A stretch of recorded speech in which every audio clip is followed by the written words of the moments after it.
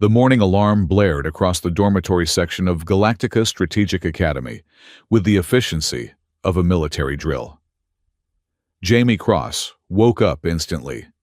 His human reflexes, considered pathetically slow by galactic standards, had been trained through personal discipline to respond with unnatural speed.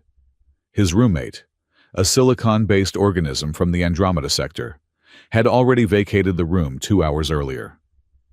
Silence was his only companion. Jamie slid his feet to the cold metal floor and stared at his reflection in the polished surface of his desk. Pale skin, brown hair cut short but still somehow managing to look disheveled, and eyes that betrayed nothing of what lurked behind them. He was 17 by Earth standards, which made him either a child or an ancient, depending on which species was making the judgment. Administrative notification. The room's AI announced, Student Cross, Jamie, Human, Terra Designation Earth. Your class assignment has been processed. You have been placed in Zeta 13 Combat Strategy. Location, East Wing, Floor 7, Room 713. Attendance required in 45 standard minutes. Jamie frowned. There must be a mistake. I applied for Theta 9 Diplomatic Corps. The AI paused, its processing lights flickering. No error detected. Assignment, Zeta 13. Authorization, Command Level Override. Signature, Strategic Operations. A small smile crept across Jamie's face. It wasn't a happy expression, more like the face of someone who had just confirmed a long-held suspicion. Thank you, he said, picking up his regulation bag. Inside was a standard-issue tablet, 3 notebooks made of actual paper, a rarity he'd insisted on bringing from Earth, and a small silver locket that contained no pictures, just a pressed flower petal that had long since dried to a brittle husk. The halls of the academy stretched before him like arterial passages of some vast mechanical beast. Students of every conceivable form moved with purpose, some floating, others slithering, many walking on various configurations of limbs. Jamie moved through them with practiced ease, drawing minimal attention despite being the only human enrolled in the entire academy. When he reached room 713, he paused before the biometric scanner. The door hissed open before he could place his palm on it. Identity confirmed. Cross, Jamie, Human, Terra Designation Earth, enter. The room fell silent as he stepped inside. 23 pairs of eyes, some with multiple pupils, some glowing with bioluminescence, all belonging to distinctly female forms, turned to stare at him with expressions ranging from surprise to disgust to predatory interest. At the front of the room stood a tall, gray-skinned instructor with 4 arms and eyes that seemed to absorb light rather than reflect it. Ah, our final student has arrived. Class Zeta 13. This is apparently your new classmate. There must be a mistake, said a voice like liquid metal. It belonged to a student with obsidian skin and hair that moved like living flame. This is an elite combat unit. We don't accept males, especially not human males. The instructor consulted her tablet. No mistake, Threxia. Command level override. She looked at Jamie with something approaching pity. I am Instructor Milna. This is Zeta 13, the Academy's specialized female combat unit. These students represent the galaxy's most lethal combat species. And now, you. Jamie looked around the room at the assembled warriors. Each represented the apex predator of their respective worlds. Some had exoskeletons gleaming with natural armor. Others possessed claws, fangs, or appendages clearly evolved for maximum damage. A few appeared almost humanoid, which Jamie knew from experience often meant they possessed the most dangerous abilities of all, psychic powers, molecular manipulation, or worse. And they were all watching him like he was breakfast. Jamie smiled. Good morning, he said, his voice soft yet carrying to every corner of the room. I look forward to learning with you all. The smile never left his face as he walked to the only empty seat, directly in the center of the room, surrounded on all sides by potential enemies. The class watched in silence as he sat, placed his simple bag on the desk, and folded his hands in front of him. His posture was perfect, his breathing steady, his eyes alert but relaxed. "Well," Instructor Milna said after an uncomfortable pause, "let us begin today's lesson on adaptive battlefield tactics." As she turned to activate the holographic display, Jamie caught Threxia staring at him with naked hostility. Her fingertips were literally smoldering, tiny wisps of smoke rising from where they touched her desk. Jamie nodded politely to her, his smile unchanged. The first assault came during the mid-morning nutrition break. Jamie had just unwrapped a protein bar from his bag when he felt, rather than saw, the movement behind him. "Your kind doesn't belong here," came a voice, like ice crystals breaking. A pale blue student with translucent skin through which complex circulatory systems were visible stood over him. "Humans are weak, fragile, prey." Jamie took a bite of his protein bar, chewed thoughtfully, and swallowed before responding. "I appreciate your concern for my well-being. Lyridia Frostveins of the Cryos Collective." The student's translucent skin flushed darker blue. "How do you know my full name?" Jamie smiled that same unwavering smile. "I make it my business to know things. For instance, I know that your species considers it deeply offensive to be touched by a warmer-bodied being. Rest assured, I'll respect that boundary." The blue student backed away slightly, confusion replacing her aggression. "Your left secondary heart is beating faster than your right," Jamie observed casually. "That indicates stress in your species. Perhaps you should regulate your core temperature. The medical facilities here are excellent, but I'd hate for you to need them on my account." Lyridia retreated, muttering something in her native tongue that the translation implants rendered as a series of temperature-related expletives. Jamie returned to his protein bar as if nothing had happened. By lunchtime, word had spread throughout Zeta-13 that the human was unusual. When Jamie entered the dining hall, a path cleared before him, not out of respect, but wariness. He selected a tray of synthesized nutrients, compatible with human digestion, and looked for a place to sit. Every table was full, except one, where Threxia sat alone, her flame-like hair writhing with increased agitation as he approached. "May I join you?" Jamie asked. "I'd rather eat with a parasite," Threxia replied. "Technically, from certain biological perspectives, that's exactly what you'd be doing," Jamie said, still smiling as he sat down across from her. "Though I assure you I'm quite self-sufficient." Threxia's eyes narrowed to burning slits. "You don't fear me." "Should I?" "I've killed humans before." Jamie's smile didn't waver, but something flickered in his eyes. "I know." Threxia leaned forward. "Then you know I could incinerate you where you sit, turn your fragile body to ash before anyone could intervene." "You could," Jamie agreed, taking a bite of his food. "But you won't." "Why not?" "Because you want to know why I'm smiling." Threxia sat back, her hair flames momentarily stilling. "You're insane. That's the only explanation." "An interesting hypothesis. Is insanity a concept your species experiences? Or is it purely a human construct? Perhaps what you perceive as madness is actually perfect clarity." Jamie took a sip of water. "By the way, your real name isn't Threxia, is it? Ashara Kelmore." The temperature around them spiked so suddenly that the synthetic material of the table began to warp. Students at nearby tables scrambled away. "How do you know that name?" Threxia hissed, her voice barely audible over the crackle of her now roaring hair flames. "As I told Lyridia, I make it my business to know things." Jamie's expression turned serious for the first time. "Things like the Ember Massacre on Proxima Colony. Things like the classified files on the Warriors of Eternal Flame. Things like the fact that you were just 14 when they recruited you and erased your identity." Threxia's hand shot across the table, grabbing Jamie's wrist. Her skin was hot enough to burn human flesh on contact. Yet Jamie didn't flinch, or try to pull away. "Speak another word and it will be your last," she warned. Jamie looked down at her hand on his wrist, then back to her eyes. "Your grip is strong, but your technique reveals formal military training, not the natural combat style of your species.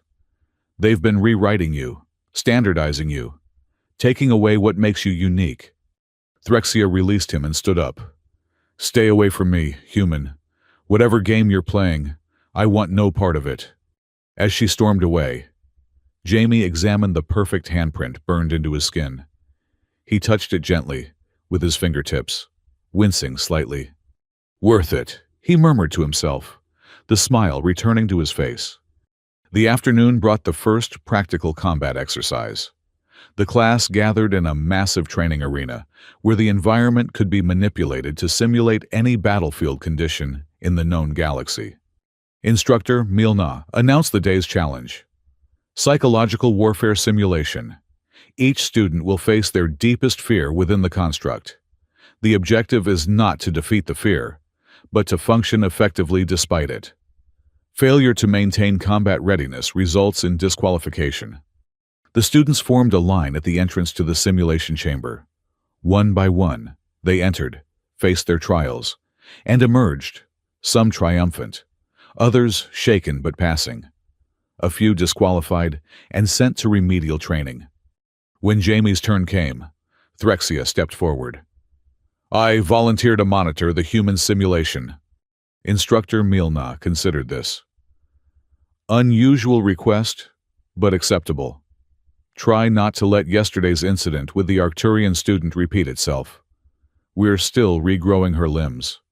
Inside the monitoring chamber, Threxia watched as Jamie stood in the empty simulation room.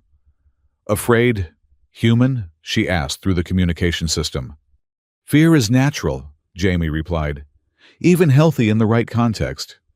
Threxia's fingers danced over the controls. "Let's see what breaks you." Then, the simulation began. The room transformed into a burning village. Human dwellings in flames. Bodies scattered across the ground. The detail was immaculate, down to the smell of burning flesh and the sound of distant screaming. Jamie stood perfectly still, his eyes moving from corpse to corpse. "This isn't random," he said quietly. "This is New Haven Colony, August 17th, 7 years ago." Threxia checked the simulation parameters, confusion crossing her features. "That's not possible. The system generates fears from your own subconscious. I didn't program any specific scenario." Jamie walked through the burning village until he reached a particular house, more thoroughly destroyed than the others. He knelt beside the ruins and gently touched the scorched ground. "Mom, Dad, Sarah." He named each body as he passed them. "This isn't a simulation of my fear. This is my memory." Threxia's voice had lost its edge when it came through the speaker. "The system must be malfunctioning." Jamie stood and turned toward the monitoring station, seeming to look directly at Threxia through the one-way glass. "No, it's working perfectly. It's showing me my deepest fear, that I'll forget their faces, that I'll forget why I came here." "End simulation," Threxia commanded. The burning village disappeared, leaving Jamie standing alone in the empty room. When he emerged from the chamber, the other students gave him a wider berth than before. Something had changed in how they perceived him, not just as an oddity, but as something unpredictable. Instructor Milna approached him as the class was dismissed. "An interesting performance today, Cross." "Thank you, Instructor." "Not a compliment. Your file says you're a war orphan, but it doesn't specify the circumstances." Jamie's ever-present smile tightened slightly. "Some details were deemed classified, I suppose." "Indeed." Milna studied him with her light-absorbing eyes. "The Academy has many resources. If you need psychological support—" "I'm fine, thank you," Jamie interrupted politely. "Though I do have one question." "Yes?" "Who authorized my transfer to Zeta 13? The override came from strategic operations, but someone specific had to issue it. Milna's forearms tensed simultaneously. That information is not available to students. Of course. My apologies. Jamie bowed slightly in the formal academy manner. Have a pleasant evening, instructor. As he walked away, Milna activated her personal communicator. He's asking questions about his placement. Yes, the specific authorization. No, I didn't tell him. But he knows something. Yes, General. I understand. I'll continue to observe. Jamie returned to his dormitory to find a message waiting on his tablet. Anonymous, untraceable. It contained just 3 words. Watch your back. His smile widened. The second day in Zeta 13 began with tactical simulation exercises. The class was divided into teams of 4, with Jamie deliberately placed with some of the most aggressive students, including a reptilian draconian whose scales could cut through metal, a quantum wraith who could phase in and out of solid matter, and a psi-dominant telepath who made no secret of her disgust at having to touch a human mind. The objective is simple, Instructor Milna explained. Capture the opposing team's flag while protecting your own. Lethal force is prohibited, but everything short of permanent damage is permitted. The simulated battlefield was a dense, urban environment, with crumbling buildings and limited visibility. As soon as the exercise began, Jamie's teammates abandoned him, clearly intending to use him as bait while they pursued their own strategy. Jamie found himself alone in hostile territory, unarmed, and with at least 3 enemy combatants actively hunting him. He ducked into a partially collapsed building and found a defensible position with multiple escape routes. Tactical analysis, he murmured to himself. 3 primary threats. Luridia can track thermal signatures. The Mavorian can detect movement through vibration. The Hive Mind Collective functions as a distributed sensor network. A flash of blue through a broken window told him Luridia was closing in. Jamie removed his outer jacket and draped it over a broken pipe protruding from a wall, positioning it near a heat exhaust vent. Then he crawled through a narrow opening in the floor to the level below. The building shook as something massive slammed into it. The Mavorian, no doubt, trying to flush him out through vibration detection. Jamie remained perfectly still, controlling his breathing the way he'd taught himself during countless sleepless nights. The human is on the upper level, came Luridia's voice. I can see his heat signature. Converging on your position, responded another voice, the collective hive mind speaking through its humanoid avatar. Jamie waited until he heard them moving above him, then slipped out through a ground-level opening. Instead of running away, however, he circled around to where he knew the enemy team's flag would be less defended, now that 3 of their members were occupied with him. The flag stood in the center of a clear zone, with only a single guard, the quantum wraith, who could materialize and dematerialize at will, making her nearly impossible to sneak past. Jamie didn't try to sneak. He walked directly into the open. Hello, he called cheerfully. Lovely day for a tactical exercise, isn't it? The wraith solidified, her translucent form becoming briefly visible. You're either very brave or very stupid, human. I've been called both, Jamie agreed. Though I prefer to think of myself as pragmatic. For instance, I've pragmatically deduced that you can only remain solid for about 60 seconds before needing to revert to quantum state. A limitation of your species' physical structure. The wraith drifted closer. And what do you plan to do with this information? You can't touch me when I'm phased. True, Jamie acknowledged. But I don't need to touch you. I just need you to make a choice. What choice? Whether your personal vendetta against humans is worth losing this exercise for your team. The wraith hesitated. What are you talking about? While we've been chatting, my team has been closing in on your flag. They'll be here in approximately 30 seconds. You can either stay here and try to stop me, knowing I have no intention of going for the flag myself, Or you can phase through that wall and intercept my teammates." The Wraith's form flickered as she glanced behind her. "You're bluffing. Your team abandoned you." "Did they? Or did I suggest that strategy because I knew it would divide your team's attention?" Jamie's smile never wavered. 20 seconds now. The Wraith made her decision, phasing through the wall in the direction Jamie had indicated. As soon as she vanished, Jamie sprinted forward, grabbed the flag, and activated his emergency beacon to signal success. The simulation ended abruptly. The urban environment dissolved, leaving the class standing in the training arena. Instructor Mil-Na looked furious. "Team 2, explain yourselves," she demanded. The Wraith materialized, confusion evident in her shifting features. "There was no enemy team approaching. The human tricked me." Jamie handed the flag to Mil-Na. The objective was to capture the flag.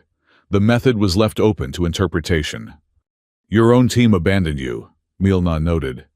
"Yet you turned that disadvantage into a winning strategy." "I prefer to think of it as finding opportunity in difficulty." The instructor's multiple eyes narrowed. "Team 2, remedial tactics training for allowing yourselves to be manipulated. Team 1, standard victory protocols except for cross. Report to the psychological evaluation department immediately." "May I ask why?" Jamie inquired politely. "Because I'm beginning to think there's more to you than appears in your file. Human. And in my class, unknown variables are potential threats." Jamie nodded respectfully. "Of course, instructor. I'm happy to comply." As he walked toward the exit, he passed Threxia, who was watching him with an expression that had shifted from outright hostility to wary curiosity. "How did you know the Wraith would believe you?" she asked quietly. "I didn't," Jamie admitted. "But people generally see what they expect to see." She expected deceit from a human. So that's what she found. Just not in the way she anticipated. Threxia studied him for a moment longer. "You're not what you appear to be, are you?" For the first time, Jamie's smile faltered slightly. "None of us are, Ashara." The psychological evaluation department was located in the most secure section of the academy. Jamie was escorted by 2 security drones to a sterile white room containing nothing but a single chair, facing a large mirror that was obviously one-way glass. He sat in the chair and folded his hands in his lap. The picture of cooperation. His smile, which had become something of a trademark in just 2 days, remained fixed on his face. After several minutes of silence, a door opened, and a tall, willowy being with 6 fingers on each hand entered. Her skin was pale green, and her eyes were completely black, without iris or pupil. "Good afternoon, Jamie Cross. I am Dr. Sen, head of psychological operations." "Pleasure to meet you, Doctor, though I admit I'm curious about why I've been singled out for evaluation." Dr. Sen took a seat opposite him. "Unusual behavioral patterns trigger automatic assessments. Your tactics during today's exercise, combined with your performance in yesterday's fear simulation, have raised questions." "I'm an open book," Jamie said, spreading his hands. "Ask away." The doctor activated a small device that projected a holographic display between them. "Your academic record prior to joining the academy is exemplary. Top percentile in strategic thinking, psychological profiling, and historical analysis. Yet you applied to the diplomatic corps rather than strategic operations, despite your obvious aptitude for the latter. I believe understanding others is the foundation of both diplomacy and strategy," Jamie replied smoothly. "The difference is merely in application." "Indeed." Dr. Sen's 6-fingered hand manipulated the display. "What interests me is this gap in your record. Ages 10 to 14, after the New Haven incident but before your admission to the Earth Military Preparatory School. 4 years unaccounted for." Jamie's smile didn't waver, but his eyes hardened slightly. "A difficult time. I was processed through several foster systems before finding stability." "Our records indicate otherwise." Dr. Sen leaned forward. Those years coincide with a series of information breaches in highly secure military databases.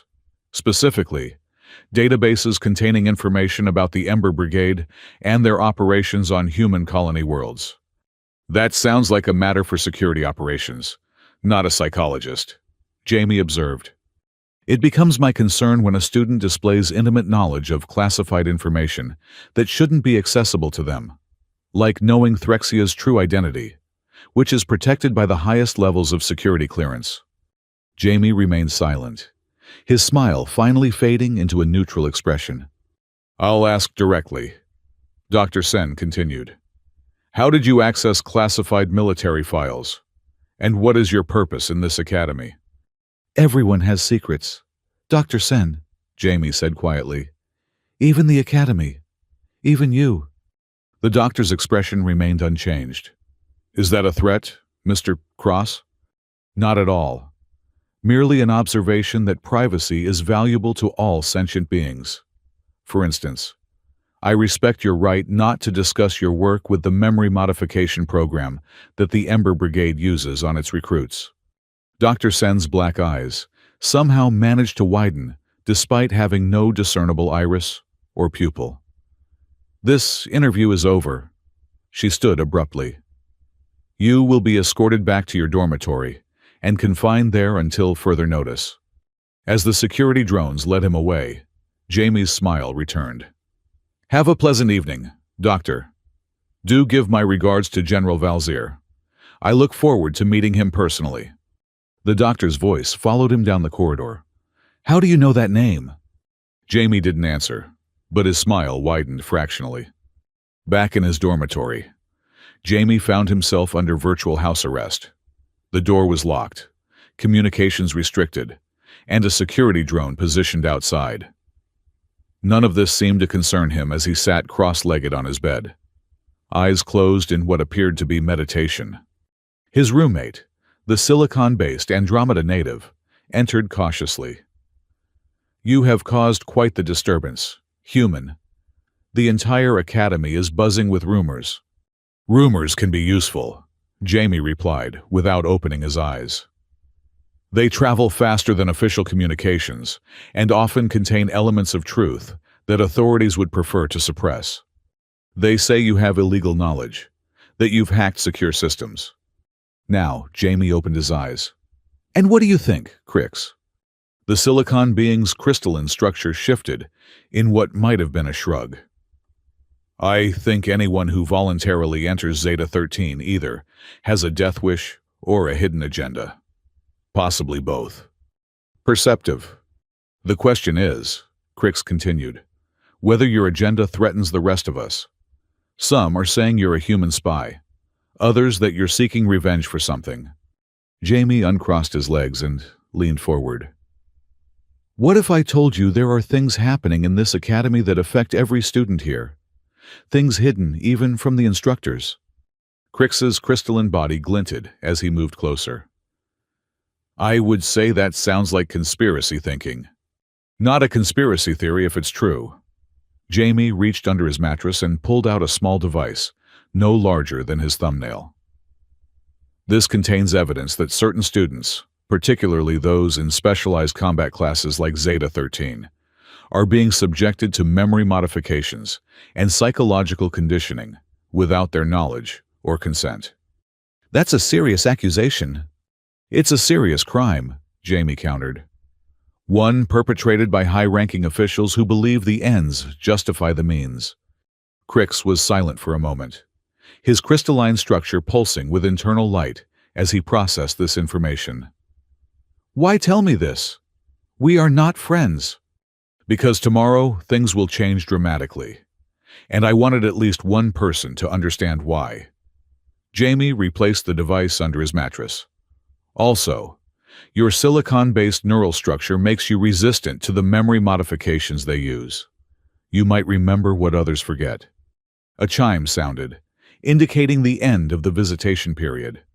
Crix moved toward the door, but paused before exiting. Whatever you're planning, human, be careful. This academy has ways of making problems disappear. I'm counting on it, Jamie replied, his smile returning. The next morning, Jamie was escorted not to the Zeta-13 classroom, but to a special training facility deep within the Academy's restricted section. The room was circular, with viewing stations positioned around a central arena. In those stations sat not only the students of Zeta-13, but also various high-ranking Academy officials. Instructor Milna met him at the entrance. "This is irregular, Cross, but given the circumstances, the Strategic Command has authorized a special evaluation." "May I ask what kind of evaluation?" "A comprehensive one." Her voice held no emotion. "Physical, psychological, tactical. The command wants to understand exactly what they're dealing with." Jamie was led to the center of the arena, where a single chair waited. As he sat, restraints automatically engaged around his wrists and ankles. The lights dimmed everywhere except directly above him, creating the impression of a spotlight. A voice echoed through the chamber, deep, authoritative, and somehow familiar to Jamie, though he had never heard it before. Subject: Cross, Jamie, human. Terra designation Earth. Age: 17 standard years. This evaluation will determine your suitability for continued enrollment at the Galactica Strategic Academy. Jamie looked up toward the source of the voice, a shadowed observation booth high above the arena floor. "And who will be judging me, if I may ask?" "I am General Valzir, Strategic Operations Command. My decision in this matter is final." Jamie's heartbeat quickened, though his expression remained calm. "It's an honor, General. I've studied your career extensively." There was a pause before the General responded. "This is not an interview, human. This is an evaluation of a potential security threat." "Of course," Jamie agreed amicably. "Though I'm curious, is this standard procedure for transfer students, or am I receiving special treatment?" The General ignored the question. "The evaluation will proceed in 3 phases. First, a physical assessment to determine your combat capabilities. Second, a psychological probe to verify your mental stability. Third, a tactical challenge to test your strategic thinking under pressure." "And if I pass these tests?" "That will be determined after the evaluation." The restraints on the chair released suddenly. Jamie stood, rubbing his wrists as 4 figures entered the arena from different doors, each a combat instructor specializing in different fighting styles. "Phase 1 begins now," announced General Valzir. "Defend yourself." The 4 instructors moved with practiced coordination, surrounding Jamie in a tightening circle. They were armed with training weapons that would cause pain, but not permanent damage. Jamie made no move to defend himself. He simply stood in place, hands at his sides, that now familiar smile playing across his lips. The first instructor, a massive, 4-armed Kronos warrior, swung a training staff at Jamie's midsection. At the last possible moment, Jamie sidestepped with surprising speed, allowing the staff to pass harmlessly by. "Interesting choice," Jamie commented. "Starting with the most physically intimidating opponent to test, if fear affects my reaction time." The second instructor, a lithe Venusian assassin, darted in with twin daggers. Jamie again moved just enough to avoid injury, never countering, never striking back. "A speed test next," he observed, checking my reflexes against a naturally faster opponent. The third and fourth instructors attacked simultaneously, one wielding energy binders designed to immobilize, the other a neural disruptor that would scramble his nervous system temporarily. Jamie dropped to the floor, rolled beneath the energy binders, and came up directly in the path of the neural disruptor. The fourth instructor hesitated for a fraction of a second, enough time for Jamie to step inside her guard and gently place his hand over the weapon without attempting to take it. "You don't actually want to use this," he said quietly, looking directly into her eyes. "You've seen its effects on humans before, 3 years ago, on New Haven Colony." The instructor's eyes widened in shock, and her grip on the disruptor loosened. Enough! General Valzier's voice boomed. Phase 1 concluded. The instructors retreated, leaving Jamie alone in the center of the arena once more. He straightened his academy uniform and resumed his relaxed posture. An unorthodox defensive strategy, the general noted. You made no offensive moves. I was asked to defend myself, Jamie replied. Not to attack. Most would interpret defense as including counterattacks. Perhaps. But effective defense doesn't always require hurting others. From the viewing stations, Jamie could feel the eyes of the Zeta-13 students on him. Threxia in particular was leaning forward, her fiery hair burning with unusual stillness that indicated intense concentration. Phase 2, announced the general. Psychological probe. A new figure entered the arena, Dr. Sen, carrying what appeared to be a small metallic crown. This device will allow us to project your conscious mind into a shared psychological space. We will observe your responses to various stimuli. Jamie eyed the device warily. And what protections are in place to prevent unauthorized access to my memories or thoughts? This is not a negotiation, Dr. Sen stated flatly. Either submit to the evaluation or face immediate expulsion. Jamie sighed. Very well. As the device was placed on his head, he closed his eyes. The arena around him seemed to dissolve, replaced by a featureless white space. Dr. Sen's voice echoed around him. The construct will respond to both your conscious and subconscious mind. We will introduce scenarios to evaluate your psychological responses. The white space shifted, forming into the burning village from the earlier simulation. New Haven Colony on the day of the massacre. This time, however, the scene was more detailed, more vivid. Jamie could hear individual screams, recognize specific faces among the dead and dying. This is the foundation trauma. Dr. Sen's voice explained clinically. The event that shaped your subsequent development.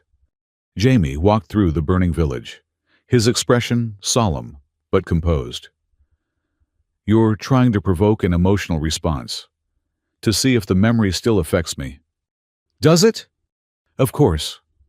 Jamie knelt beside the body of a young girl, his sister Sarah. I'm human. We don't forget our pain. We carry it. The scene shifted again. Now, Jamie stood in a dark room filled with computer terminals.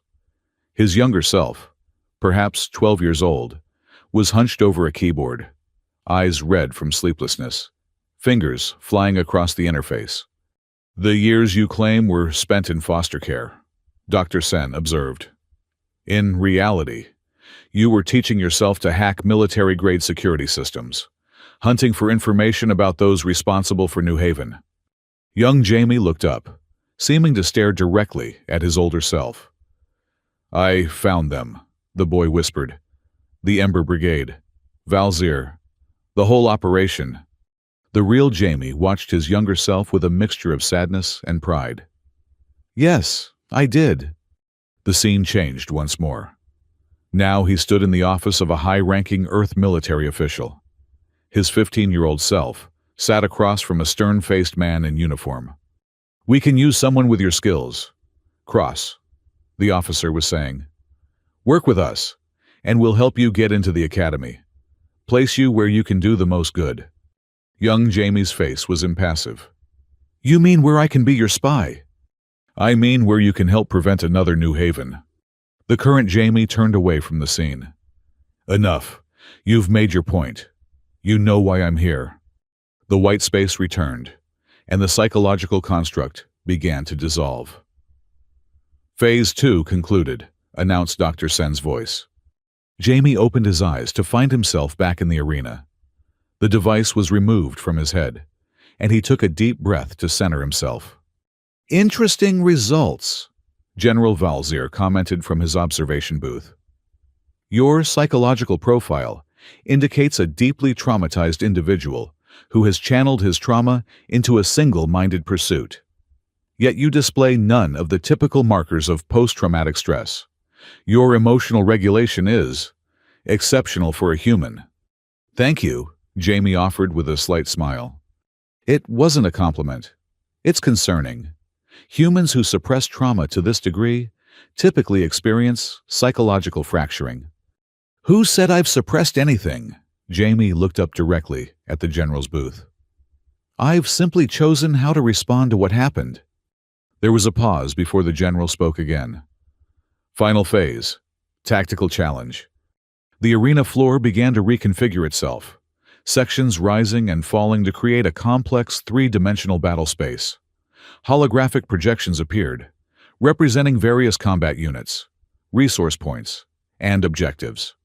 This is a standard command-level tactical simulation, explained General Valzier.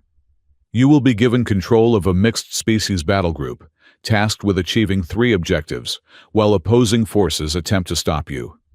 Your performance will be measured against Academy standards for strategic operations candidates. Jamie approached the tactical display. And my opponents? You will face the combined tactical expertise of the Zeta-13 class. They will operate as a unified opposing force under Instructor Milna's coordination. From the viewing stations, the students of Zeta-13 were each provided with tactical interfaces linked to the main simulation. Threxia, as the class's top student, was designated field commander for their forces. The simulation began. Jamie studied the battlefield for several minutes without issuing any commands to his units, which immediately put him at a disadvantage as Zeta-13's forces began aggressive maneuvers to secure key positions. Hesitation will cost you, human. Threxia's voice came through the tactical communication system. Our first units are already moving on your southern flank. Jamie smiled at her holographic representation. I'm not hesitating. I'm listening. To what? To what this simulation is really testing. Jamie finally began issuing commands to his forces, but rather than engaging the enemy directly, he positioned them in seemingly random defensive formations with significant gaps in coverage. Instructor, Milna's voice cut in. Unorthodox strategy, cross. Your forces are scattered and vulnerable. Are they? Jamie highlighted a series of terrain features that his units were positioned near. Or are they exactly where they need to be? As Zeta-13's forces advanced into what they perceived as weaknesses in Jamie's defense, the true nature of his strategy became apparent.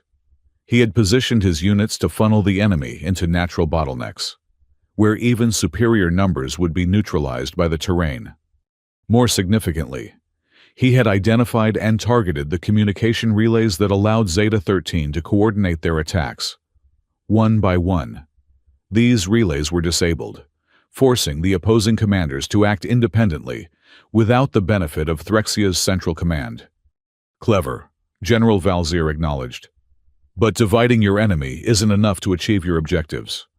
Dividing them was never the goal, Jamie replied. Understanding them was... He highlighted the 3 main objectives his forces were tasked with securing. Then, instead of attacking them directly, he initiated a communication link to the enemy units, guarding each one. What are you doing? Milna demanded. Negotiating, Jamie replied simply. To everyone's surprise, he began offering individual deals to each enemy commander, Liridia, the Quantum Wraith, and several others, playing on the specific motivations and priorities he had observed during his brief time in their class. To Liridia, he offered safe passage for her forces in exchange for access to the objective she guarded. To the Quantum Wraith, he proposed a mutual defense pact against a third party that had been harassing her forces. To others, he offered resource-sharing agreements, tactical data, or simply the promise not to target their home positions. One by one, the Zeta-13 students found themselves responding to these offers, some out of genuine tactical interest, others out of curiosity. Before long, Jamie had negotiated access to all 3 objectives without engaging in direct combat with the majority of enemy forces. This is unprecedented, Milna stated, a note of grudging respect in her voice. He's achieving his objectives through diplomatic means in a combat simulation. This isn't diplomacy, Threxia argued, her fiery hair burning with frustration. It's psychological manipulation. Is there a meaningful difference in warfare? Jamie asked. All conflict is ultimately psychological. It's about convincing your opponent that resistance is either futile or not in their best interest. As the simulation concluded, with Jamie's forces securing all three objectives with minimal casualties, General Valzier's voice carried a new tone, one of wary respect. Evaluation complete. The results are unexpected. Jamie stood in the center of the arena, looking up at the general's observation booth. May I ask what happens now? Now we discuss your true purpose at this academy, Mr. Cross. The arena emptied as students and instructors were dismissed. Only Jamie remained, still standing in the center of the tactical display that continued to show his successful strategy. After several minutes, a door opened, and a tall, imposing figure entered. General Valzier was not what Jamie had expected.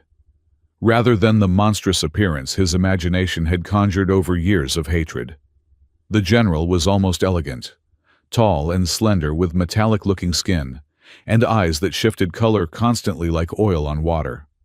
His uniform bore the insignia of the Strategic Operations Command, the highest military authority in the Galactic Alliance. 7 years, the general said without preamble. 7 years you've been planning this. Impressive for one so young. Jamie's perpetual smile was gone now, replaced by a focused intensity. You remember New Haven, then? One of many operations, nothing personal. It was to me. Jamie's voice remained steady, despite the emotion behind his words. 3,000 colonists, including my family. The general moved to the tactical display, studying the final configuration of forces. An unfortunate necessity. Human expansion was destabilizing that sector. Examples needed to be made. Examples, children were burned alive. War contains many regrettable necessities. Valzier turned to face Jamie directly. What I find more interesting is what you've done since. You could have sought simple revenge. Instead, you orchestrated this elaborate infiltration of the academy. Why? Jamie stepped closer to the general. Because killing you wouldn't be enough. The system you represent would simply replace you and continue. I needed to understand how that system works, and how to break it. Break it, Valzier laughed, a sound like metal grinding. You're one human boy against the most sophisticated military organization in the galaxy. Am I? Jamie removed the small device from his pocket, the same one he had shown Crix. This has been recording and broadcasting everything since I arrived at the academy. Every test, every simulation, every word you've just spoken about regrettable necessities and examples made of civilian colonies. Valzier's color-shifting eyes fixed on the device. Broadcasting to whom? Everyone. The full Galactic Council. Every news network in Allied space. The Earth Defense Force. And most importantly, Jamie gestured to the viewing stations where the students had sat earlier. To every student in this academy. The general's composed demeanor faltered. That's impossible. Our security protocols. We're designed to prevent external hacking, not internal broadcasting. Jamie smiled again, but there was no warmth in it. Did you really think Earth sent its most promising young minds to your academy without taking precautions? We've been monitoring your special training programs for years. The memory modifications, the psychological conditioning, the creation of living weapons from children like Threxia. A new voice joined the conversation. Is this true? Threxia stood in the doorway, her fiery hair burning low and blue, a sign of deep emotional turmoil in her species. Behind her were other students from Zeta 13, their expressions ranging from confusion to growing anger. Ashara, Valzier said, using Threxia's true name in what appeared to be an attempt to regain control. You shouldn't be here. Return to your dormitory immediately. I asked if it was true, Threxia repeated, her voice dangerously quiet. Did you burn New Haven Colony as an example? Have you been modifying our memories? The general straightened, his authority reasserting itself. These are matters of galactic security, not for students to question. You have been given the honor of serving the Alliance. By becoming weapons, Jamie interrupted.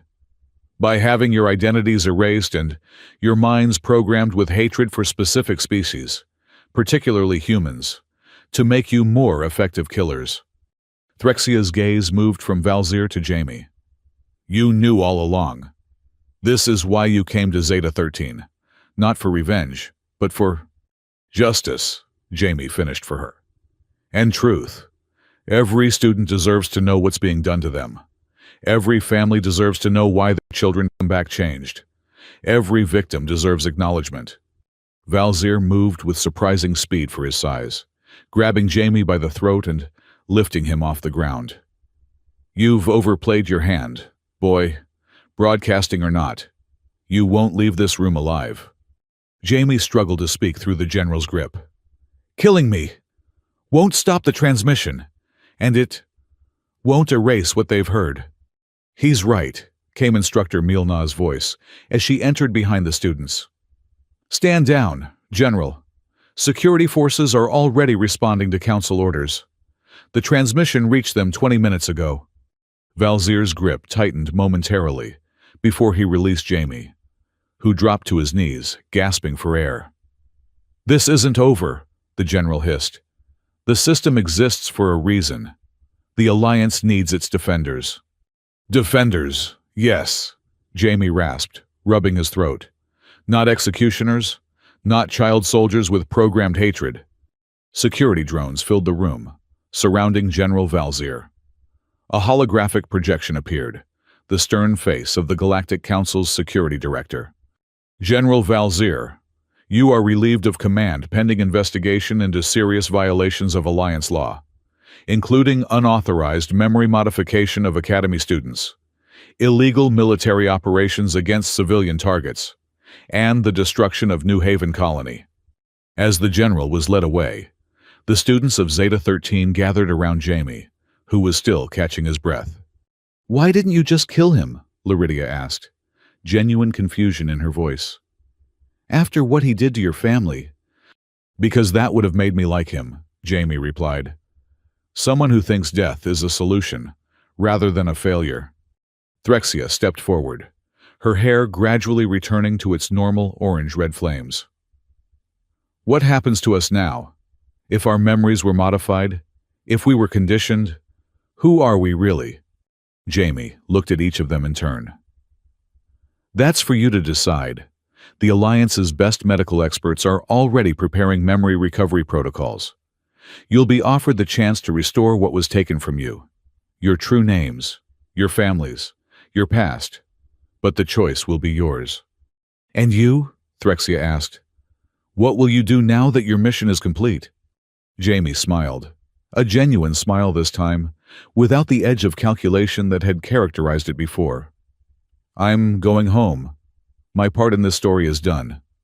3 days later, Jamie stood at the Academy's main docking bay, a small bag containing his few possessions slung over his shoulder. The Earth Defense Force had sent a ship to retrieve him, a recognition of his service that came with an offer of a full scholarship to any university of his choosing. To his surprise, the entire Zeta-13 class had gathered to see him off. They stood in a semicircle, no longer radiating hostility, but rather a complex mixture of respect, uncertainty, and in some cases, gratitude. Instructor Milna approached first. The Academy Board has asked me to extend an invitation. After you complete your education on Earth, there would be a place for you here, as an instructor in our newly formed Ethics and Strategic Philosophy Department. Jamie shook his head. Thank you. But I think I've spent enough time in military institutions. There are other ways to make a difference. Threxia stepped forward next. Her appearance had changed subtly. Her fiery hair was more controlled, less wild, and she carried herself with a quieter confidence. I've requested to be part of the Reform Committee, to help ensure what happened to us doesn't happen to others. They couldn't ask for a better advocate, Jamie said warmly. I still don't understand why you didn't hate us, Threxia admitted. We were part of the system that destroyed your home. You were victims too, Jamie replied. Just in a different way. Hatred wouldn't have helped either of us heal. The boarding call for his ship echoed through the docking bay. Jamie shouldered his bag and took one last look at the class that had been at the center of his plan for so long. I have a question, Laridia said suddenly. That first day, when you walked into our classroom, why were you smiling? You knew who we were, what had been done to us, even what had been done to you. Why smile? Jamie considered this for a moment. Because a smile is the one weapon no one expects. It makes people curious instead of defensive. It suggests you know something they don't. And most importantly, he smiled again. That same confident expression they had all come to know. It reminds you that no matter what happens, they haven't taken everything from you. Your choice to smile despite pain.